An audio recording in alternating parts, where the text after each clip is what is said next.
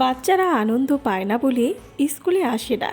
এক বৃদ্ধ শিক্ষক সেদিন এসেছিলেন পড়াবার জন্য।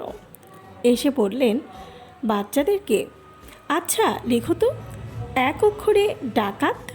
কেউ লিখতে পারল না। তিনি ডা লিখে কাত হয়ে লিখে বললেন, এই হলো ডাকাত। সবাই হেসে কুটি কুটি। তারপর তিনি বললেন, আচ্ছা এবার বলো তো কীভাবে এক অক্ষরে কাতলা লিখবে। সবাই আবারও অবাক হলো। শিক্ষক লা লিখে কাত করে লিখে বললেন, এই হলো কাতলা। শিশুরা হাসছে তো হাসছে। তারপর তিনি কা লিখে মুছে দিয়ে বললেন, বলো এবার কি লিখলাম। সবাই আবারও অবাক হলো।